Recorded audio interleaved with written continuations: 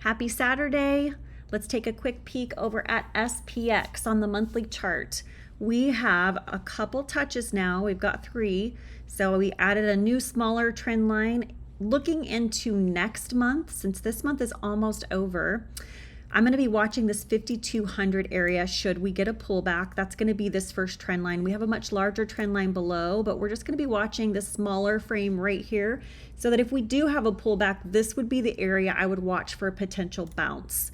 Going into the weekly chart, we have our 3 black crows that Heather was telling us about, right? And then look at this rip.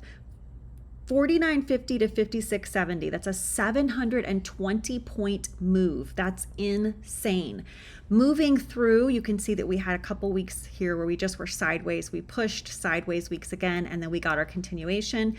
So looking historically, we could say what would happen if we had another 720 point move. So moving from here, this would be about 51.19, and moving up, that puts us somewhere about this 58.40 area. That would be amazing, but let's see what happened. Remember, NVDA has earnings this coming week, so that could definitely play a factor, and we could get that push, but let's see. Looking at the daily, all right, so this range, we've held this range for 5 days now. So we got a nice push up, we've pulled back up, all the way back down, and then right back up. We've got a double top up here to be mindful of. Sometimes that can signify a reversal. If we look left, we actually have a double top in this exact same place right here. We were able to push just a little bit and get us somewhere around that new all-time high, about 56.70. But then look what this is. This is a massive, significant drop to the downside. So let's see, we're in the same exact area, same double top, right? Let's see if we can get a push and if we can hold it this time to get some continuation on up. I will be mindful of this double top. Even if we get a little bit of a push from NVIDIA, I want to make sure that we don't come back and do this, right? So if we do pull back, 55.65 is a great level of support that we have definitely been hanging on to.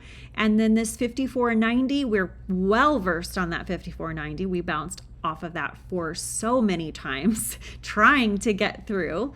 So that's kind of where we're at on the daily. These are levels to mark on your chart so that when we do get our breakout, you know kind of where we're going. If we're heading down, this is going to be that first level to mark. This is going to be another one. I'm going to give you the ones in between, so don't stress. But this range, we need below this 55 or above this 56.44.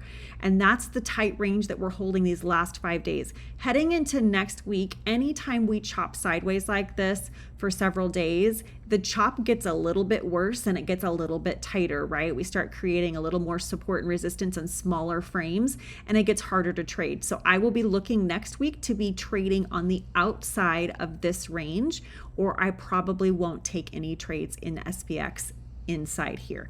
So let's see what happens. This is why we trade level to level, and we keep our eyes on the overall view, looking at the big picture so we can plan and be set and ready to go in either direction.